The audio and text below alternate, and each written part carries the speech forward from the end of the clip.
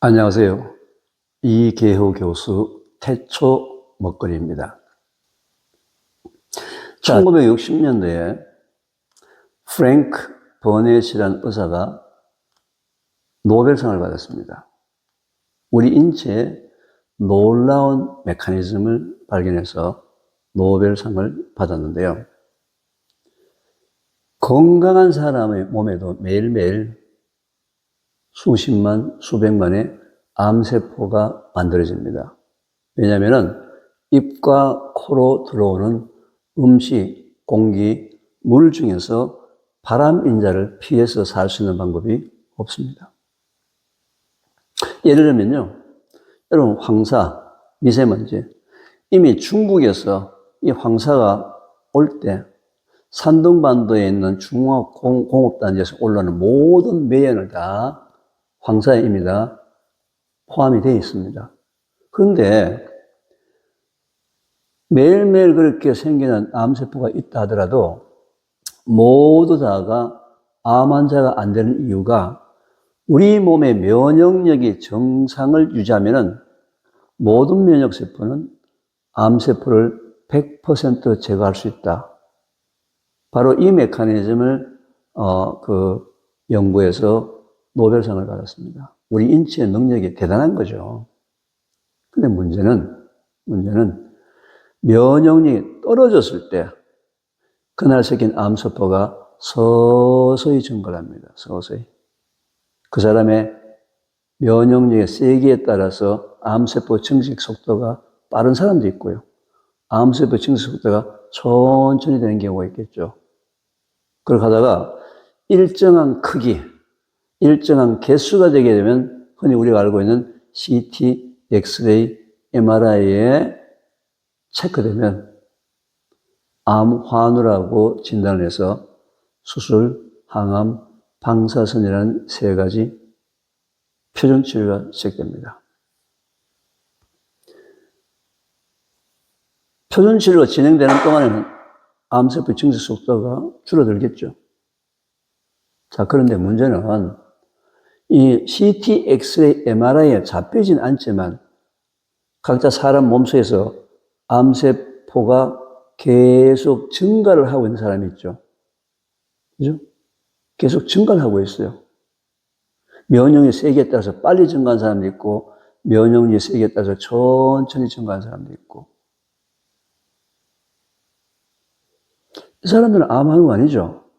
왜? CT, 엑스레이, MRI에 체크되지 않았으니까. 그렇지만 그 사람 몸에는 계속 암세포가 자라고 있는 사람. 비인지 환자라고 얘기합니다. 현대의학으로서 체크할 수 없는 비인지 환자. 여러분, 비인지 환자가 전 세계에서 매우 많은 걸 압니다. 왜요? 그 증거가 뭡니까? 전 세계적으로 신규 암 환자 숫자가 지금 폭증하고 있기 때문이에요. 신규 암 환자 숫자가 지금 다 폭증하고 있어요. 자, 표준 치료를 마치고 난 다음에 5년이 지나면 완치되었다. 이렇게 이제 판단하지 않습니까? 그런데 제가 말씀드린 대로 발병 원인을 제거하지 않는 삶을 그대로 산다면 5년 뒤에 10년, 15년, 20년, 30년 뒤에 반드시 재발 전이가 일어날 확률이 너무 높은 거예요. 자, 재발 전이가 일어났다 하게 되면 벌써 싸움이 두 번이 진 거예요. 첫 번째 싸움이 졌고, 두 번째 싸움이 졌기 때문에 참 그걸 이기려면 참 어렵습니다. 그렇지만 어려워도 가능해요. 포기할 필요 없습니다. 현재 우리나라에서는 전 세계적으로 암 환자 치료는 완치율이라든지 기술이 탁월합니다. 다른 나라의 어떤 나라에 비해서도 이 치료 기술은 매우 우수합니다. 근데 제가 좀 안타까워하는 부분들은요, 표준 치료가 지나고 난 다음에 암 환우분들의 관리 프로그램은요, 허술하기 짝이 없습니다. 그냥 그 암 환우에게 그냥 맡겨놨어요. 그냥 비법 특격 찾아서 헤매다가 다시 재발되면 와라. 또 표준 치료 해줄게. 이게 현재 암 환우의 현재 관리 프로그램이에요.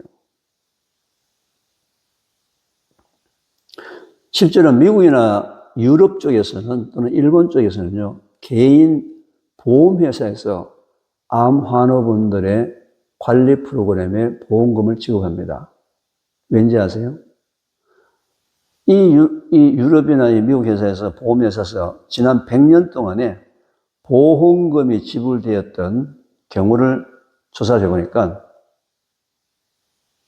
관리 프로그램에 작은 돈을 지원했던 그 암 환우의 전이나 재발률이 낮기 때문에 실제로 보험회사에서 지불한 돈은 작았다 이거죠. 재발률이 낮으니까요. 보험회사도 굉장히 긴 기간을 보게 되면은 암 환우 관리 프로그램의 보험금을 지원해 주는 것이 훨씬 더 보험회사의 수익에 도움이 되는 거예요. 재발률, 전이 재발률이 낮아지니까 말이죠. 근데 우리나라는 단기간 보험금 지급을 얼마나 안 했느냐에만 관심이 있지. 장기간을 했을 때 암 환자 관리에 작은 돈의 보험금을 지불하게 되면 회사에 오히려 더 큰 이익이 있다는 사실을 알지만 못하는 것 같아요. 왜? 이미 통계는 다 나와 있거든요. 암 환자 프로그램, 관리 프로그램 기본적으로 바뀌어야 합니다. 국가적으로 또는 보험회사별로 이미 외국의 케이스가 있단 말이죠. 그죠? 예방 프로그램, 현재 예방 프로그램은 거의 생색내는 정도는 예방 프로그램을 진행하고 있습니다. 태초 먹거리는 지난 16년 동안 해왔던 일이나 또는 앞으로 일 진행하는 부분들에 대해서는 면역력을 원래대로 회복해서 유지하게 되면은 예방이나 암 환우 관리에 도움이 될 것이다. 환우를 자체적으로 스스로 혼자서 가족들과 함께 면역력을 원래대로 회복하는 프로그램에 참여해서 자기가 지식적으로 생활 습관도 바꾸고 먹거리도 바꾸게 되면은 전문적인 치료와 함께 훨씬 더 결과가 좋을 것이다. 그래서 태초 먹거리에서는 예방과 관리 쪽에 도움을 드리려고 프로그램을 진행하고 있습니다. 특히 이 방송을 혹시 여러분들 암 환우 문제 보고 있다면요. 여러분 표준 치료 마치고 5년은요. 이제 시작을 하는 거예요. 표준 치료 마치고 5년이 되면 완치되었다. 끝나는 게 아니에요. 표준 치료 마치고 5년이 되었다는 의미는 뭐예요? 지금부터 새로운 삶을 시작해서 평생 동안의 회복과 재활은 평생 해야 된다. 꼭 기억하시기 바랍니다. 발병 원인 제거와 면역력 회복. 이 두 가지는 여러분이 스스로 하셔야지만 전문인의 치료와 함께 시너지 효과가 날 수가 있습니다. 제가 지금까지는 좀 어두운 얘기, 아픈 얘기, 현재 우리가 겪었던 과거, 현재 문제점과 아픈 얘기를 얘기를 해야지만 앞으로 이걸 어떻게 해결할 것인가에 대해서 이제 정답이 나올 거 아닙니까? 앞으로 그걸 어떻게 할 것이냐 하는 부분에 대해서는 제가 이 태초 먹거리 기본 강의란 요약하는 강의는 진행을 하지만 이 요약 강의가 끝나고 난 다음에는 주제별로 예를 들면 물을 안 먹으면 어떻게 되느냐? 언제 먹어야 하느냐? 어떤 물을 먹어야 하느냐? 알칼리수가 좋다던데, 생수가 좋다는데, 페트병에 들어있는 미세 플라스틱 문제가 있다던데, 어떤 종류 물을 먹어야 할지. 또 한국 사람들도 상당히 관심이 있어 하는 정수기는 도대체 어떤 정수기를 사용하는 게 좋을지. 주제별로 해결 방법에 대해서 여러분들과 함께 지식들을 공유하겠습니다. 유튜브를 통해서 지식을 공유하겠으니까요. 여러분 기대하셔도 좋습니다. 자, 지금까지 우리가 어두운 과거와 현재에 대한 얘기를 상당히 많이 나누었습니다. 근데 대중업권의 목적은 문제점이 있다는 것을 그냥 알리는 것이 아니고 어떻게 해결할 것인가 라는 부분에 대해서 많은 사람들과 함께 공감대가 형성되는 정보 전달과 함께 실행을 한번 해보자. 실행하고 난 다음에 뭔가 긍정적인 정신적인 부분과 육체적인 부분에 긍정적인 어떤 변화를 느꼈다면 이제 자신 있게 여러분들의 자녀들 또 주위에 많은 사람들에게 함께 동참하도록 하는 것이 건강이라는 유산을 물려주는 생명 나눔 운동이다. 이렇게 생각합니다. 제가 해결책에 대해서 얘기할 때요. 결론적으로 얘기하는 게 있습니다. 물론 이 세상에 좋은 건 상당히 많이 있지 않습니까? 저한테 이런저런 얘기를 물어봅니다. 해외에서도 전화가 옵니다. 아, 교수님, 실제로 이렇게 어떤 어려움이 있는데, 이거 비싼 것 좀 먹으면 해결될까요? 또 이런 방법 해결하면 어떻습니까? 라고 물었을 때, 제가 항상 그분들에게 드리는 대답은 동일합니다. 지금 현재 뭔가 시도하려고 하는 그 행동, 또는 뭔가 사먹으려고 하는 그 비싼 것, 얼마나 자연스럽고 단순한 것입니까? 라는 것을 묻습니다. 이 세상에 가장 좋은 것은요, 자연스럽고 단순한 것입니다. 인공적인 것은 뭔가 인간이 뭔가 목적에 의해서 뭘 만드는 거고요. 복잡합니다. 단순하지 않거든요. 여러분, 우리 인간이 갖고 있는 자연 치유력을 믿으셔야 합니다. 여러분, 왜 설사가 나는지 아세요? 장 속에 1분 1초라도 더 있으면은 그것이 우리 몸속으로 들어가가지고 뭔가 나쁜 일이 생기려고 하기 때문에 가장 빠른 속도로 몸 바깥으로 뽑아내는 방법이 물과 함께 설사를 하는 거예요. 그 설사를 시작할 때는 처음부터 지사제를 드시면 안 돼요. 설사를 멈추게 하는 게 아니라 설사는 나오게 하고 첫째, 물을 계속 공급해서 탈수가 일어나지 않도록 그리고 원인 물질을 들어가지 않도록 하는 거예요. 여러분, 감기에 걸리면 왜 미열이 납니까? 우리 몸에서 온도가 올라가게 되면 바깥에서 들어온 감기 바이러스는 높은 온도에 죽습니다. 약해요. 근데 어린애들이 뭔가 미열하는데도 말이죠. 스스로 이기려고 하는데도 거기다 또 해열제를 막 투여를 한다든지. 해열제는 굉장히 고열이 장기간 가서 문제가 생길 때 그때 해열제를 처방하는 것이지 스스로 이기려고 하는 데는 도와줘야 된다는 거죠. 여러분 왜 기침이나 재채기를 합니까? 우리 기도 속으로 공기가 들어간 기도 속으로 뭔가 이물질이 들어가서 여기에 차였는데 그 이물질이 폐로 내려가게 되면 심각한 문제가 생기니까 그걸 어떻게 해요? 바깥으로 빨리 뽑아내기 위해서 재채기나 기침을 하는 거죠. 모든 우리 몸은 말이죠. 스스로 치유하려는 능력으로 작동이 되고 있습니다. 여러분, 좀 기성세대를 연세 드신 분들은 그런 기억하세요? 연필을 칼로 깎아서 쓰는 그런 시대가 있었죠.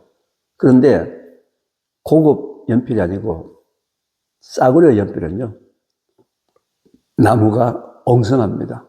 그래서 칼로 연필을 깎다가 종종 손가락을 베어요. 손가락을 베어 피가 나면 어떻습니까? 그냥 쥐고서 양호실이라고 그러죠. 양호실에 가서 소독약 바르고 빨간 약, 그죠? 빨간 약 바르고 뭔가 붕대를 감아가지고 옵니다. 그러고 난 다음에 몇 주 지나면 어떻습니까? 감쪽같이 나왔습니다. 칼 자국이 안 보여요. 칼 자국이 안 보인다고. 감쪽까지 붙었다고요. 이거 누가 붙였어요? 자연 치유력. 자연 치유력. 그런데 이 자연스럽게 치료되는 거가 아니고 이게 말이죠. 붕대 감아놓은 게 답답하다고 말이죠. 붕대를 삐껴내가지고 자꾸 뭘 쓰고 이러면 이게 뭐가 남죠? 흉터가 남습니다. 칼자국에 흉터가 남거든요. 우리 보통 이제 술을 너무 많이 먹었어요. 오바이트 한다 그러죠. 왜 오바이트를 할까요? 위에 너무 많은 양의 알코올이 들어가는데 그게 지금 장으로 내려가게 되면 몸이 엉망진창이 돼가지고 문제가 생길 것 같으니까 가장 빠른 방법으로 알코올을 바깥으로 술을 뽑아내는 방법이 뭡니까? 오바이트 하는 거죠. 우리 몸은 스스로 이기려고 하는, 치유하려고 하는 능력이 여러분 생각보다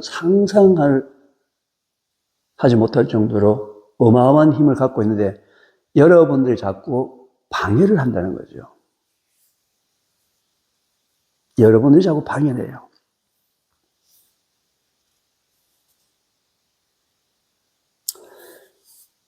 태초목걸에서는 3가지 방법을 통해서 자기 면역력을 원래대로 회복하고 유지하는 쪽에 추천합니다. 첫째는 먹거리입니다.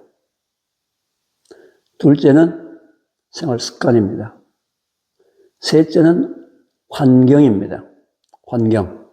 정신적인 환경, 육체적 환경. 환경이라고 얘기합니다. 이 3가지의 기본이 회복되어야 되는 거죠. 먹거리, 생활 습관, 환경. 환경 속에는 뭐라고요?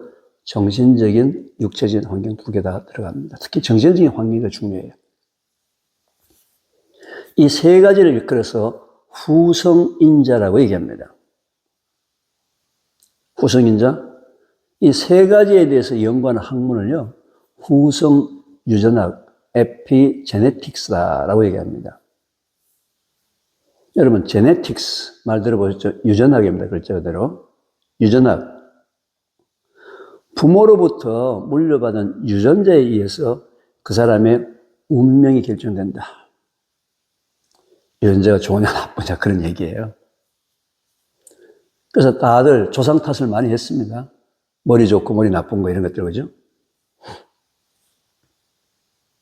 근데 아무리 부모로부터 나쁜 유전자를 갖고 태어났다 하더라도 그 사람이 어떤 먹거리를 먹고 어떤 생활 습관을 가지고 어떤 환경 속에 사느냐에 따라서 자기 운명은 자기가 바꿀 수 있다.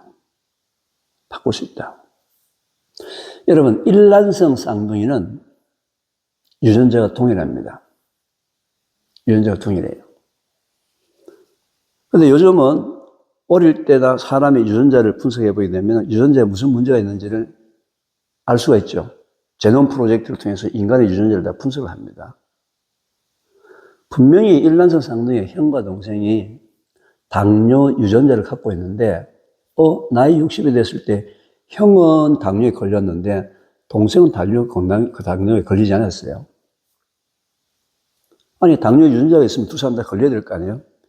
두 사람이 살았던 인생 전체를 다시 비교를 해보니까 두 사람의 삶의 형태가 완전히 달랐던 거죠. 비록 당뇨 유전자를 갖고 있다 하더라도 그 사람이 어떻게 사느냐에 따라서 당뇨 유전자가 발현될 수도 있고 발현되지 않을 수도 있다.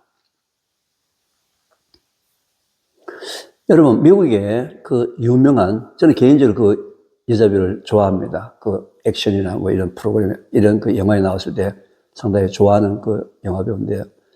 엔젤리나 졸리라는 영화배우가 있습니다. 한국하고도 인연이 있죠, 그죠? 한국에도 가끔 왔죠, 그죠? 아들인가가 아마 한국의 국내 대학에 입학하고 뭐 했었죠, 그죠? 엔젤리나 졸리가 어느 날 유전자 검사를 해보니까 BRCA 타입 1, 2라는 유방암 인자가 발견이 됐습니다. 그리고 또 자기 친척 주위에 유방암 환자가 또 있고 하니까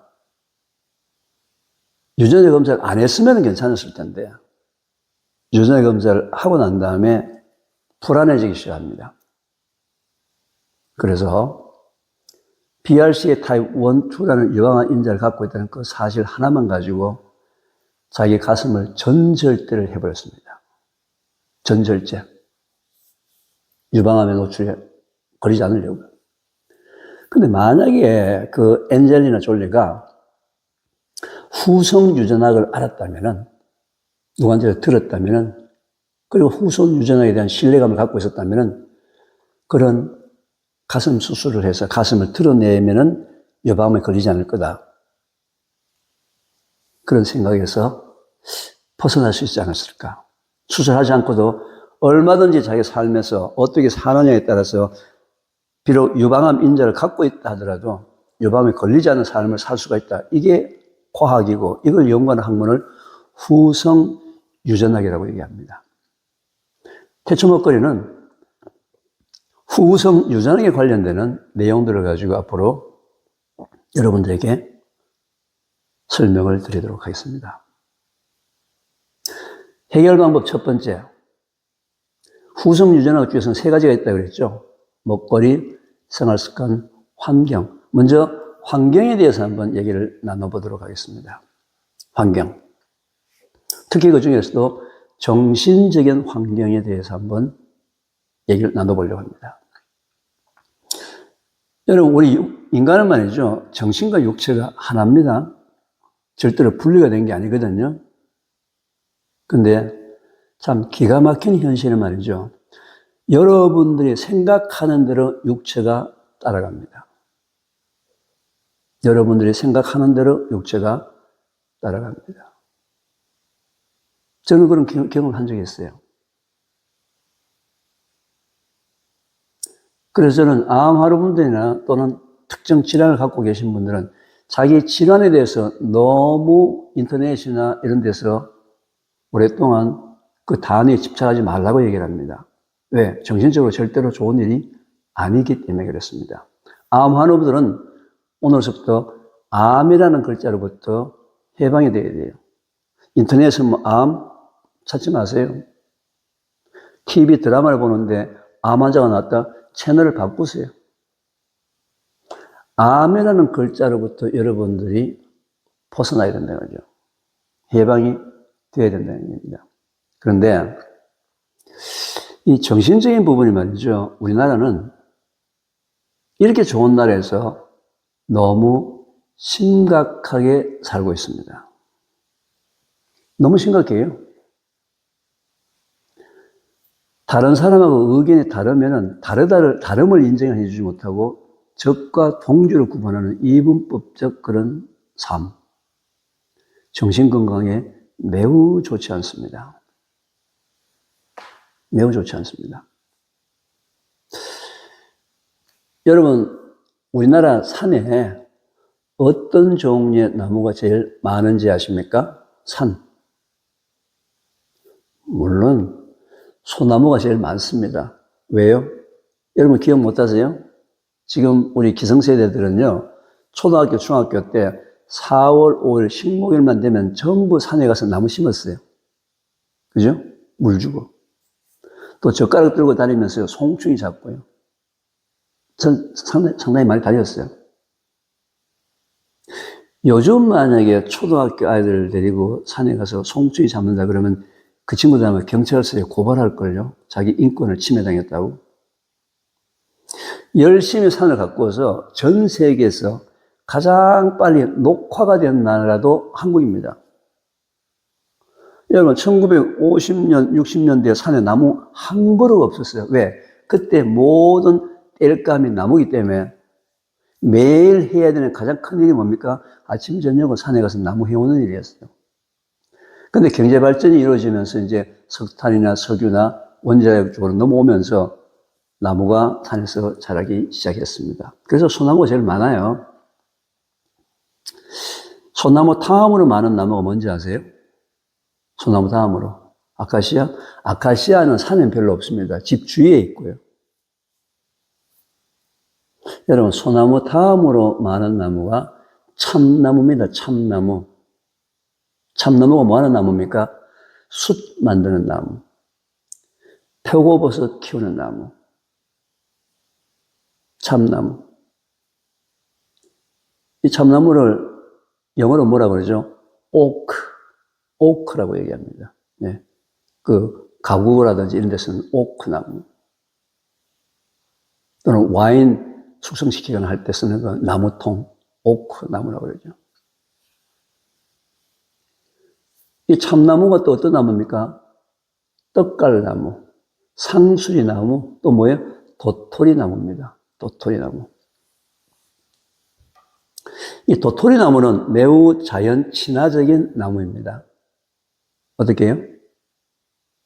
그 해에 만약에 논밭에 흉년이 들게 되면은 새나 동물들이 굶어 죽을까 싶어서요. 도토리가 많이 열려요. 그 해에 논밭에 풍년이 되게 되면요. 도토리가 작게 열립니다. 도토리 나무는 벼 이삭에서 나는 냄새를 맡고서 올해가 풍년인지 흉년인지 알고서는 열매 맺는 양을 조절합니다. 여러분, 이 지구상에 존재하는 모든 식물들은 냄새로 서로 대화를 합니다. 냄새. 우리가 향이 나는 어떤 그런 페퍼민트나 뭐 이런 것들을 허브라 그러죠. 허브. 향이 많이 나죠.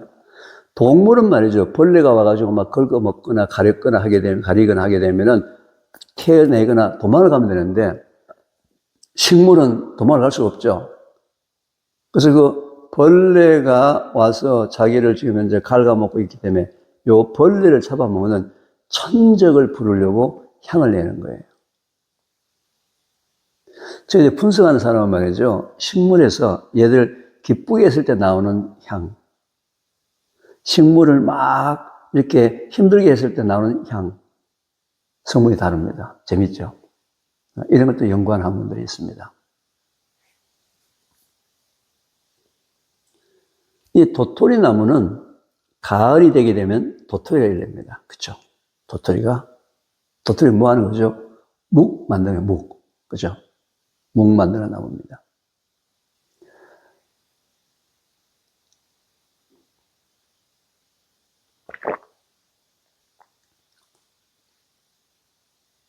저만 먹으니까 좀 이상합니까? 같이 한 잔 드십시오.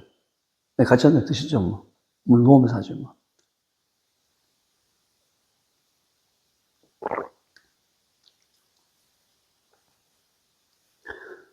도토리 가지고 묵을 만들죠. 묵에는 일반적으로 이제 탄닌산이 포함되기 때문에 중후군 해독에 좋다라고 일반적으로 많이 알려져 있는 그런 먹거리입니다. 그런데 도토리가 이제 열리게 되면은 다람쥐들이 그걸 따서 겨울에 자기 양식을 하려고 따서 숨기는데 이 다람쥐가요, 욕심이 많습니다. 어떻게 해요? 도토리를 따가지고 양손에 들고 가면 한 번에 2개밖에 못 가져가죠.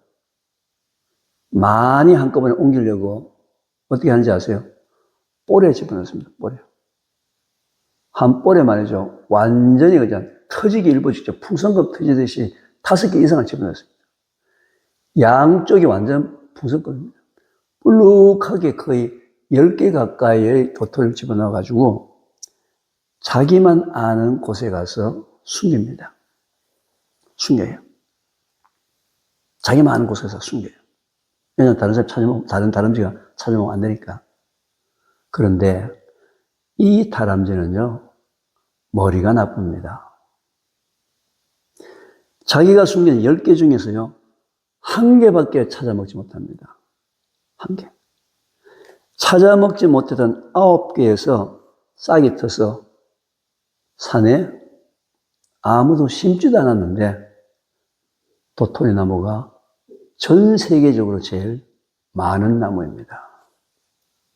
전 세계적으로 제일 많은 나무예요. 도토리 나무가. 만약에 이 다람쥐가 우리나라의 수능 1등급입니다. 1등급이라는 얘기는 뭐예요? 머리가 너무 좋은 거예요. 너무 좋아가지고 자기가 숨긴 거 10개를 다 찾아 먹었어요. 또 머리가 너무 좋아가지고 옆에 다람쥐들이 숨기는 걸 다 눈여겨봐놨다가 20개, 30개를 다 찾아 먹는다면 산에 나무가 한 그루가 없습니다.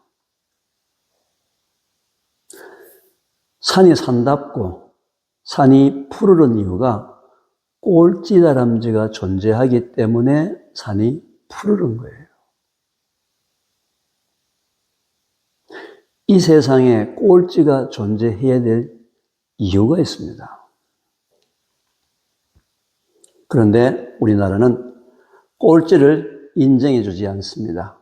꼴찌는 패배자입니다. 따라서 꼴찌는 어떻게 하든지 간에 수단과 방법을 가리지 않고 1등이 되어야 돼요. 최고가 되어야 돼요. 현재 우리나라는 성공의 기준이 결과만 가지고 따집니다. 그 사람이 그 성공하기까지 어떤 과정을 겪었는지는 아무도 관심이 없습니다. 그래서 수단과 방법을 가리지 않고 결과만을 달성하기 위해서 엄청난 무리를 한다는 거예요. 자, 아까 꼴찌다람쥐가 존재해야지만 산이 푸르다 그랬잖아요. 그런데 그 다람쥐가 숨긴 도토리 중에서 10개 중에서 9개를 못 찾아 먹는데 이 9개 못 찾아 먹은 도토리에서 싹이 틀려면 반드시 도토리가 흙하고 붙어 있어야 합니다. 흙하고. 그런데 이 꼴찌다람쥐가요, 게을러서 도토리를 숨길 때 대충 그냥 낙엽인데 막 그냥 쿡쿡 박아놨다. 그러면은 그 대충 박아놓은 그 9개 도토리는 다 썩어버립니다. 이 머리 나쁜 꼴찌다람쥐가 도토리를 숨길 때 보면 자세가 매우 진지합니다. 어떻게 해요? 그 짧은 앞발을 가지고 낙엽 하나하나 드러내고 흙을 파서 도토리를 저 끝까지 흙에 닿게 꾹꾹 집어넣는 최선을 다합니다. 최선을 다한 꼴찌다람쥐가 있기 때문에 산이 산답고 산이 푸르른 거예요. 꼴찌한테 필요한 건 뭐예요? 최고가 아닙니다. 최선입니다. 중간한테 필요한 것도 최고가 아니에요. 최선이에요. 최고한테 필요한 것도 최고가 아닙니다. 최선입니다. 최선을 다하는 꼴찌, 중간, 최고가 어울려 사는 것이 바로 인간 세계입니다. 그게 인간 세계예요. 근데 현재 우리나라는 아까 말씀드린 대로 꼴찌를 인정해 주지 않고 꼴찌는 패배자이기 때문에 최선을 다하는 것이 아니라 무리해서라도 수단과 방법을 가리지 않더라도 최고가 되기 위해서 사는 세상, 그게 현재 대한민국의 현실입니다. 여러분 가정에 아이들이 뭔가 열심히 하는데 꼴찌를 하고 있다? 이제는 격려를 해 주셔야 합니다. 너 때문에 인간이 인간답게 사는 세상이야. 여러분 한번 상상해 보셨습니까? 만약에 우리나라에 최고만 사는 동네가 있다면 어떻게 될까요? 지옥입니다. 그게 바로 지옥이에요. 그게 지옥이라고요. 충남대학교에 같이 인근에 있는 카이스트라고 하는 우리나라의 진짜 머리 좋은 학생들이 오는 학교입니다. 그 현재 학생들이 정체성이나 이런 문제 때문에 굉장히 혼란스러워하는 경우가 많아요. 왜? 그 학생들은 자기가 카이스트 학교에 입학하기까지는 한 번도 1등을 빼앗겨 본 적이 없습니다. 계속 1등을 했어요. 그런데 화학과에 들어오는 순간에, 예를 들면 화학과에 만약 정원이 20명이다 하게 되면 1등도 있고 20등도 있겠죠.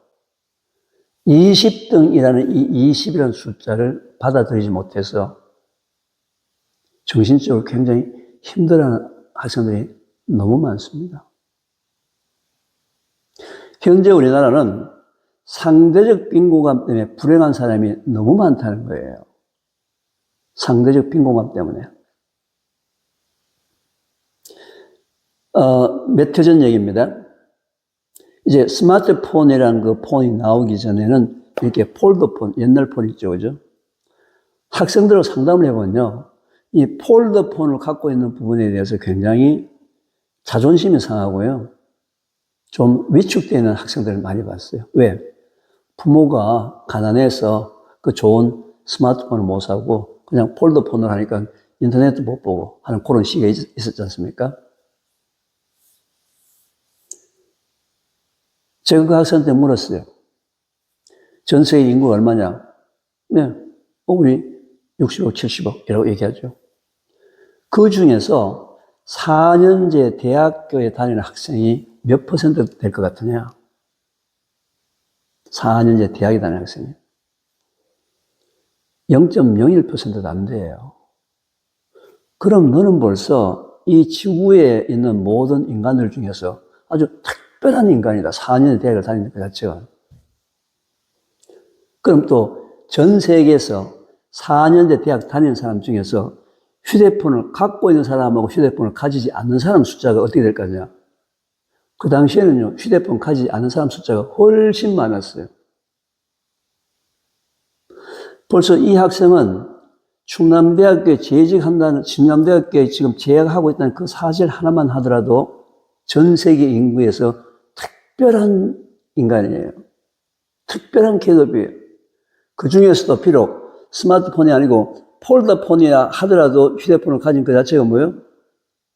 말할 수도 없는 엄청난 행복인데도 스마트폰을 가지지 못한다는 그 상대적 빈곤감 때문에 불행하다고 저를 찾아와서 상담을 하는 겁니다. 현재 우리나라는 이 상대적 빈곤감에 불행한 사람이 너무 많습니다. 너무 많습니다. 이제는 꼴찌가 해야 될 건 최고가 아니에요. 최선입니다. 중간한테 필요한 것도 최고가 아니에요. 최선입니다. 행복은 최고 있는 사람에만 있는 게 아니에요. 최선을 다하는 꼴찌, 최선을 다하는 중간, 최선을 다하는 최고한테 행복이 있는 겁니다. 그래서 지금까지 전 세계에서 행복 지수를 조사했을 때 국민소득이 1000불도 안 되는 벵글라데시 같은 데가 행복 지수 1위인 나라가 된 적도 있었거든요.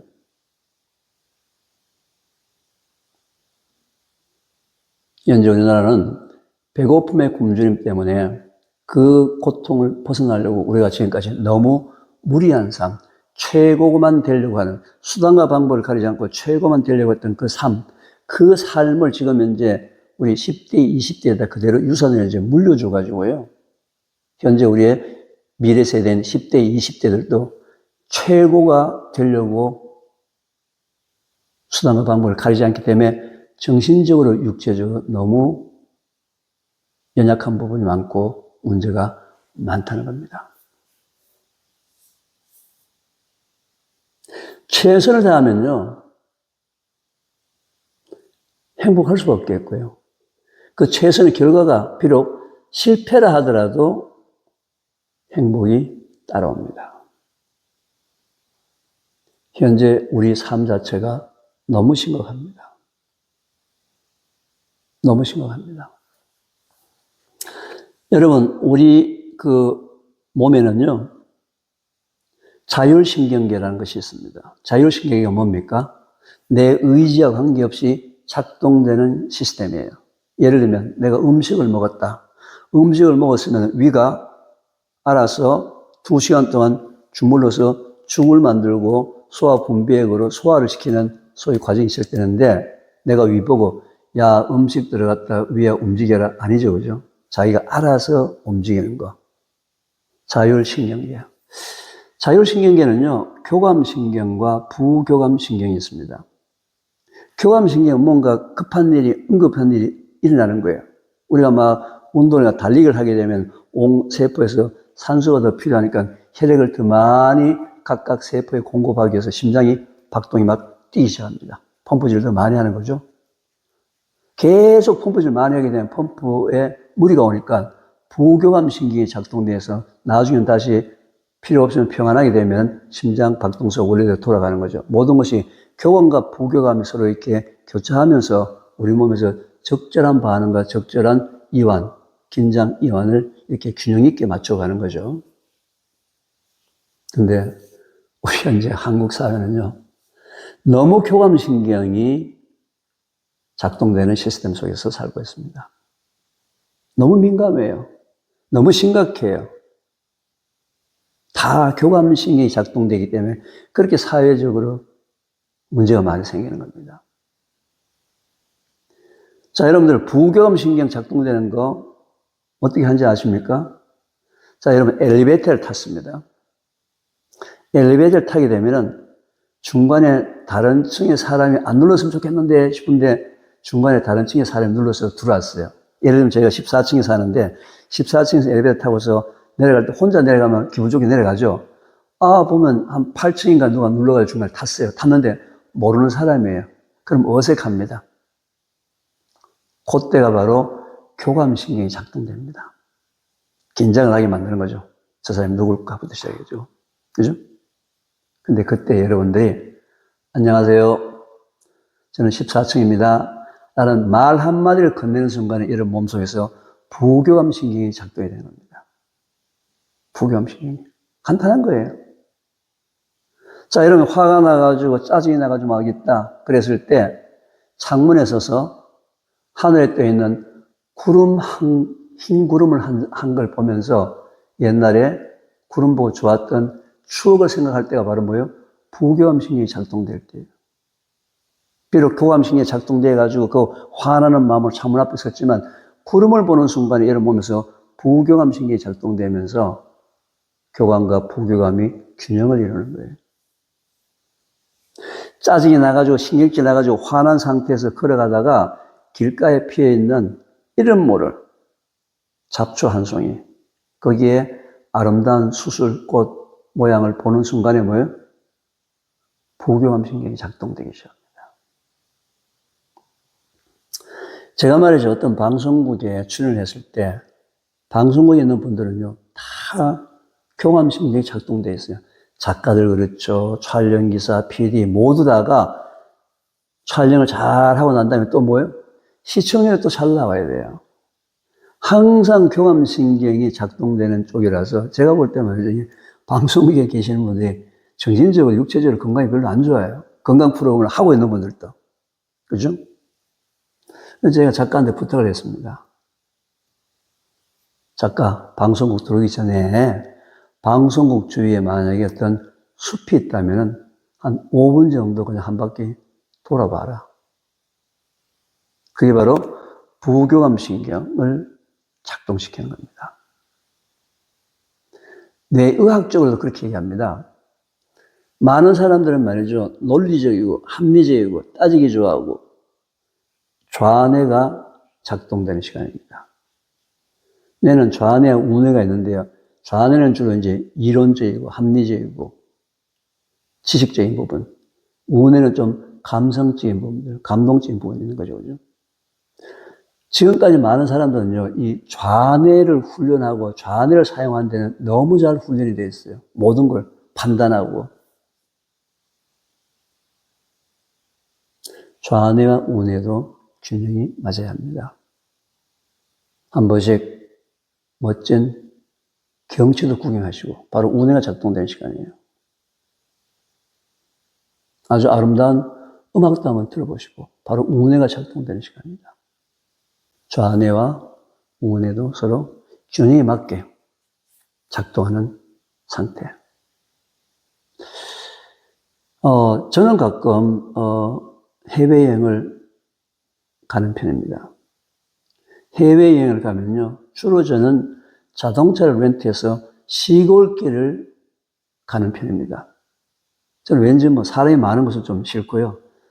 한적한 시골길에 가서 그냥 좀 쉬었다가, 즉, 우뇌, 부교음신경, 뭐 이런 쪽을 좀, 왜냐하면 워낙 한국 삶 자체가 이 좌뇌와 교감신경이 워낙 많지 않습니까? 저도 그렇습니다. 뭐, 한국 사람 특징이에요.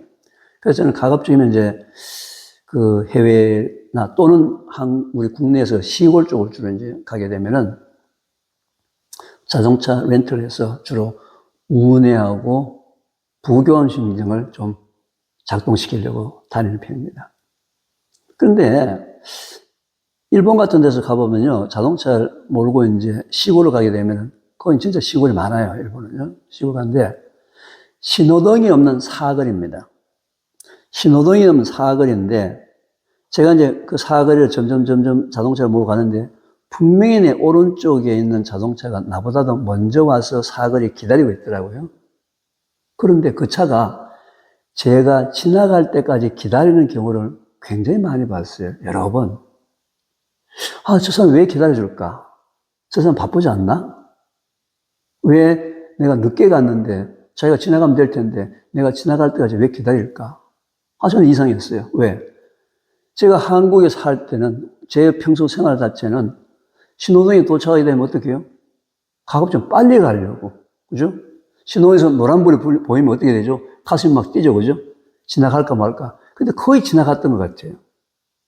거의. 그렇게 노란불만 보면은 지나가려고 하는 그런 심리가 생기는 그런 삶 속에 있다가 이해가 안 되는 거예요. 그 사람이 분명히 나보다 먼저 왔는데 왜 내가 지나갈 때까지 기다릴까? 저도 한번 해봤어요. 실제로 해보니까 마음의 여유가 굉장히 많이 생기더라고요. 굉장히 많이 생기더라고요. 그래서 제가 그 일이 있고 난 다음에는 저에게 3초의 미학이 있습니다. 3초.